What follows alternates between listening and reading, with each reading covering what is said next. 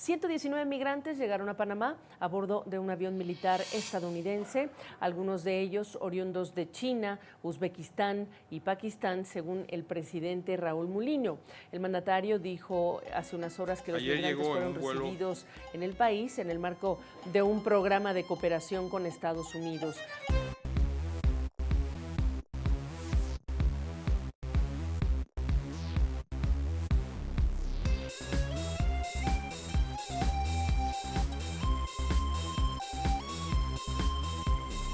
I wish very soon I find a stable situation because I'm really tired of this, no working, no study, and I come here to be free for my religion and run from my country to have a normal life.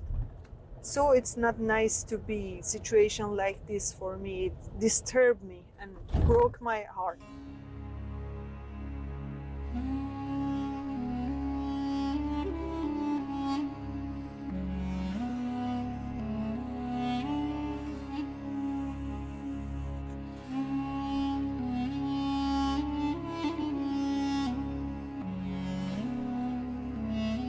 When I was in San Vicente Darien Gap, I never cry, just sometimes in the night because it's happening.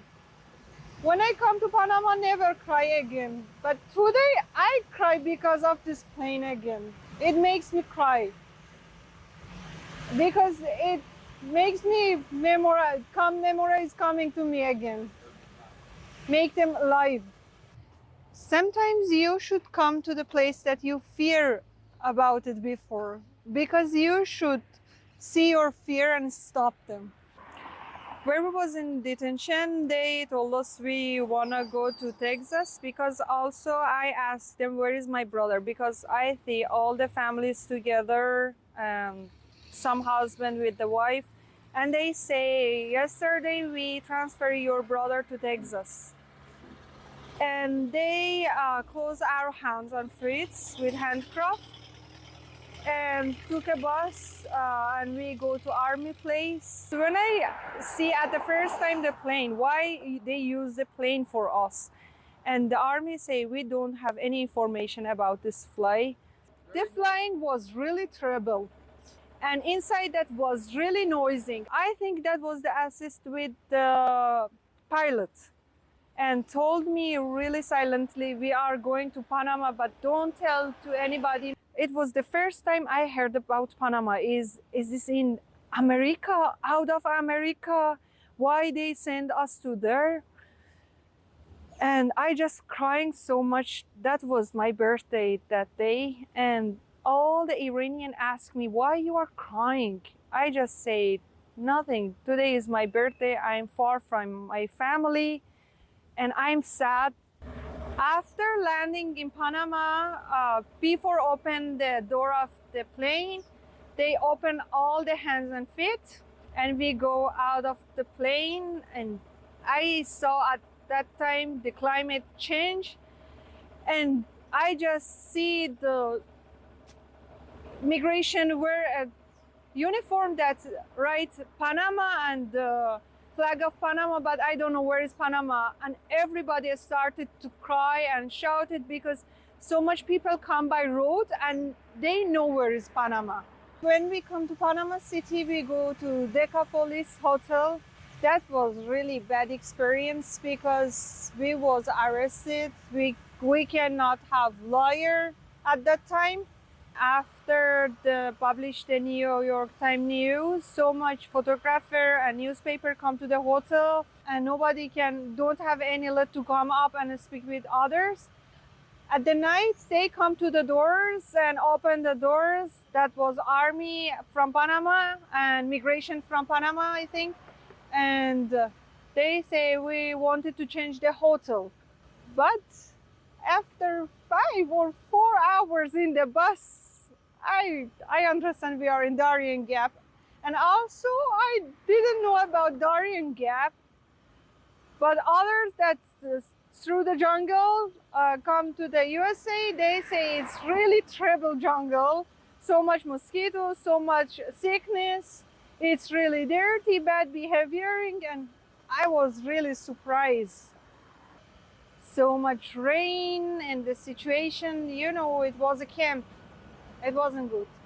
It's dirty, no good water, no privacy, no good food, just surviving your life.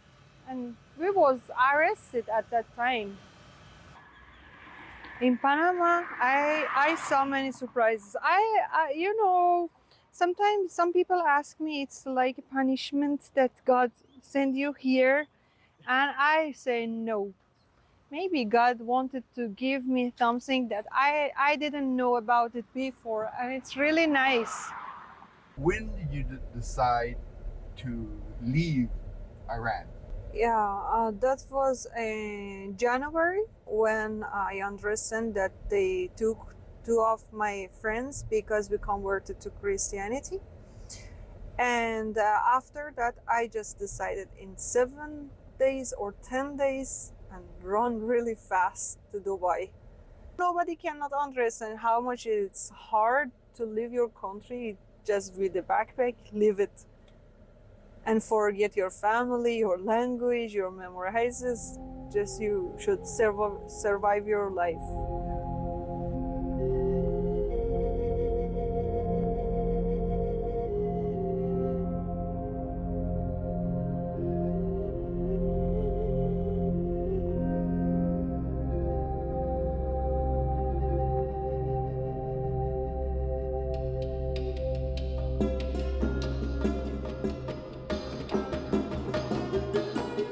¿Cómo ve la Iglesia Católica a los perseguidos por la fe en el mundo?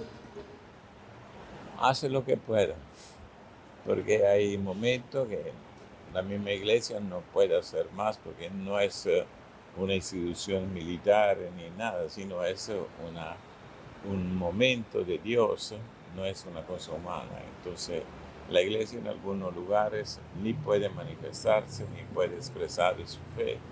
En algún lugar parece de estar regresando al tiempo de la primera comunidad en la catacumba, ¿verdad? Que tiene que ser todo escondida, y que si salían como cristianos, los mataban.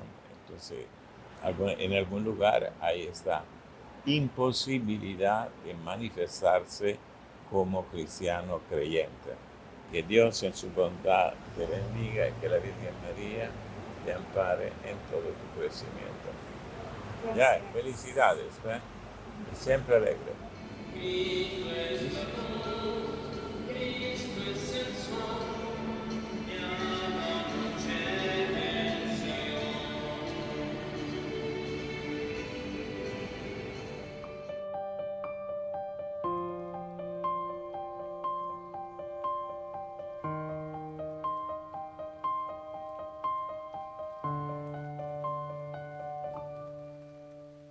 یه چیز بهت بگم، داشتم گریه میکردم.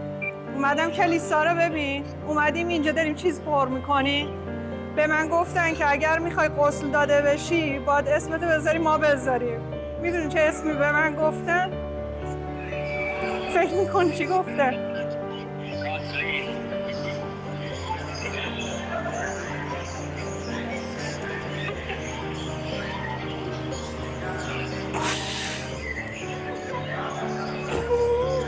گفت اسمتو بذاری کاتولینا. رفتم سرچش کردم دیدم کاترینه.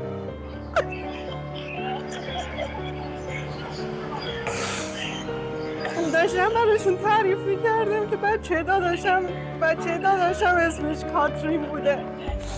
من نمیتونم اسمو بذارم. گفتن نه، اگه بخوای غسل بدی باید بذاری اسمتو بذاریم کاترین.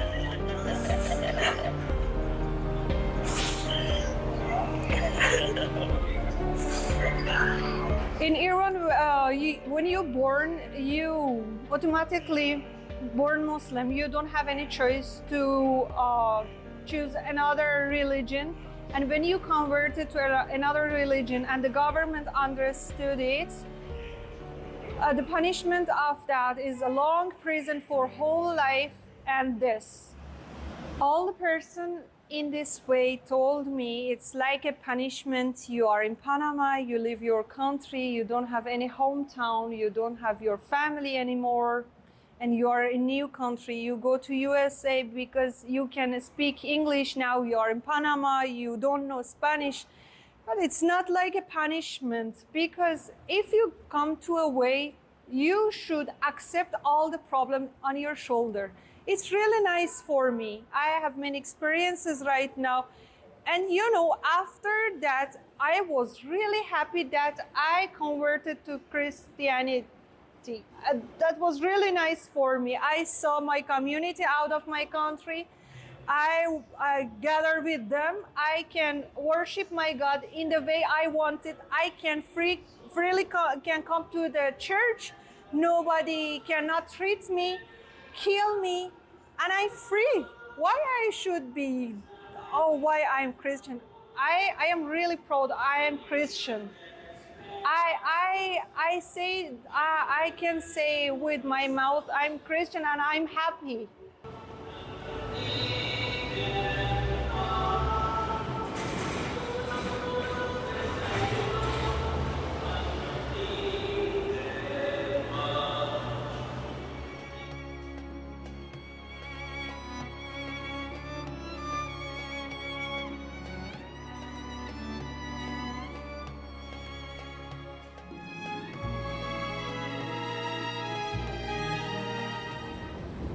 I was at this hotel with others for 1 week, and that was really bad experience because everybody say it's a 5-star hotel and it's really luxury. No, in our situation, it's really different.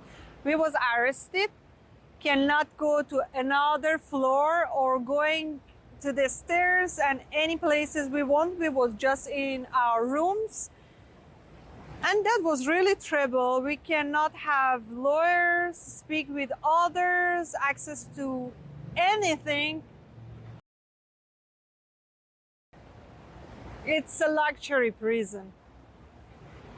Before coming out of this hotel or coming to the stairs was the biggest wish for me to be free.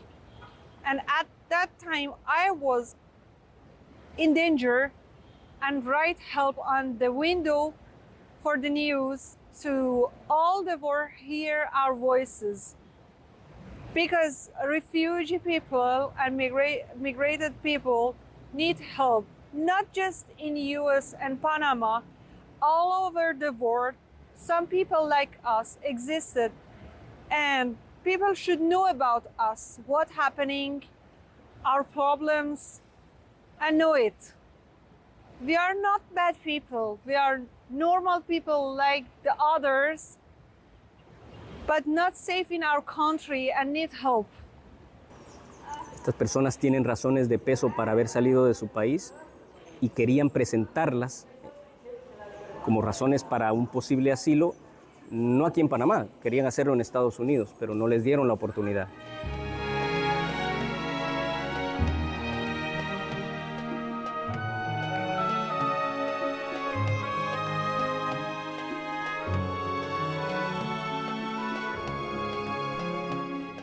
Buscamos dónde podríamos hospedar a estas personas y no fue fácil, no fue sencillo. Después de haber tocado algunas puertas y no se abría ninguna, pues nosotros acá teníamos algunas camas y teníamos este gran espacio del gimnasio y decidimos entonces abrirlo, pero contando con el apoyo de muchas personas, de organizaciones, digamos, de la iglesia, de Red Clamor, y esperando también la solidaridad, porque sabíamos que esto no iba a ser de 1 o 2 semanas. De hecho, ya vamos 2 meses. Esto no es un albergue propiamente, esto es algo improvisado que lo hicimos porque evidentemente no podíamos permitir que esta gente estuviese en la calle, en un país donde no dominan la lengua y en donde obviamente no tienen ninguna protección, nunca se les dio la protección jurídica adecuada. El ahora Papa León XIV dice, y esto nos muestra un poco su pensamiento, que Jesús no nos enseñó a clasificar el orden del amor. Él nos llama a amarnos a todos, ¿verdad? Especialmente, y esto es evangelio, esta es la noticia buena de Jesucristo, especialmente a los más necesitados, como estos migrantes que están acá. El migrante eres tú, el migrante soy yo, el migrante puede ser cualquier persona. Yo creo que es un error generalizar y utilizar este tipo de expresiones que están basadas en el miedo. Estas personas que han venido acá, aquí hay maestros, aquí hay ingenieros, ingenieras, hay personas con títulos universitarios de segundo y tercer nivel que, como repito, por distintas razones han terminado acá. Y aunque fuesen analfabetos, también tienen derecho a migrar. Hay personas acá que en su país no necesariamente eran pobres. Y aunque fuesen pobres, también tienen el derecho a migrar. Es decir, el migrante puede tener cualquier color, puede tener cualquier experiencia de vida, porque desgraciadamente las razones que forzan a la movilidad humana igualmente son variadas. Uno, abuso físico, familiar.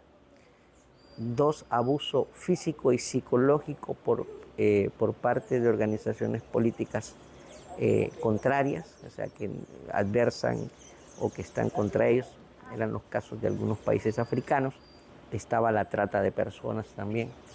Luego también está el temas políticos como negarse a participar en una guerra, el tener una condición de ser homosexual en países en donde esta es no solamente digamos, rechazada, sino además penable.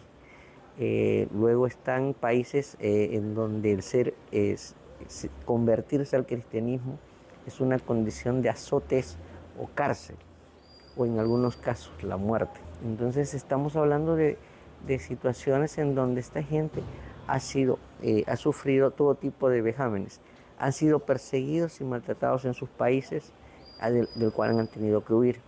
Luego van a otro país buscando el famoso sueño americano, y este sueño se transforma en una pesadilla de la cual despiertan estando en un país de Centroamérica llamado Panamá, y que evidentemente nos remite a nosotros a tener la obligación al Estado panameño de responderle adecuadamente a estas personas.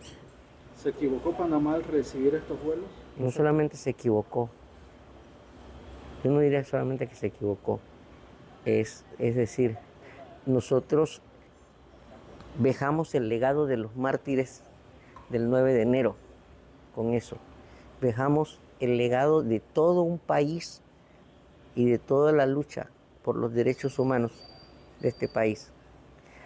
No solamente este gobierno se pasó pisoteando la constitución de este país, sino que además pisoteó el derecho humanitario internacional. Es una vergüenza lo que hizo este gobierno.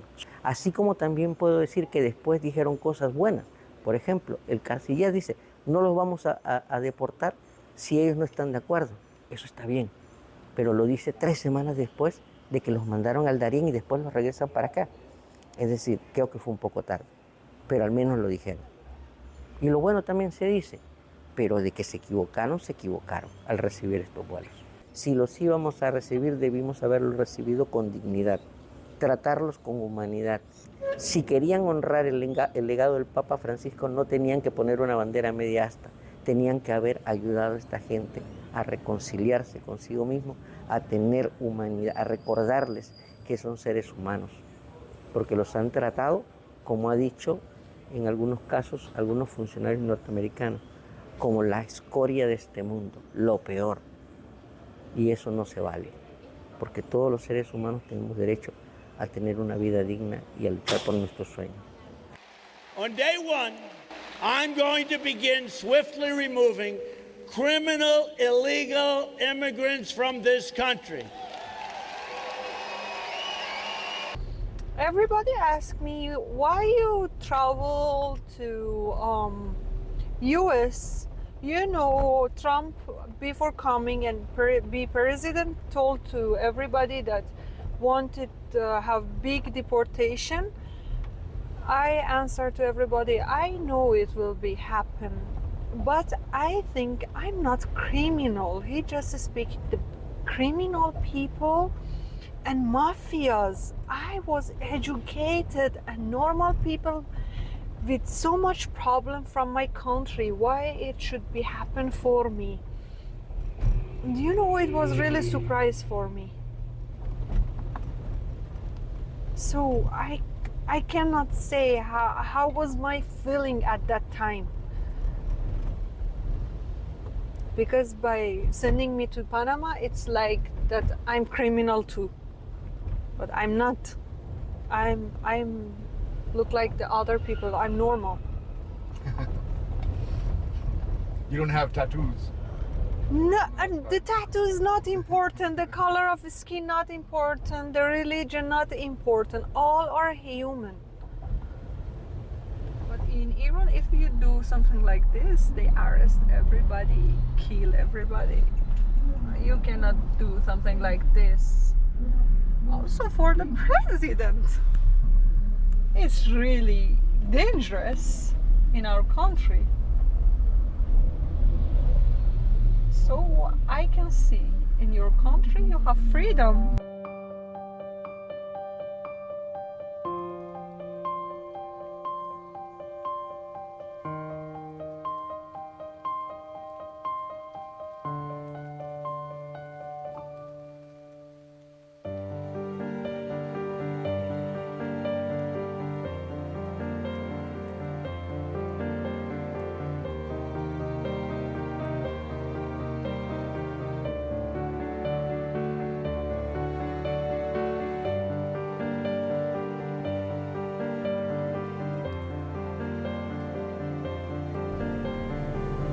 I believe in God, so nothing scared me.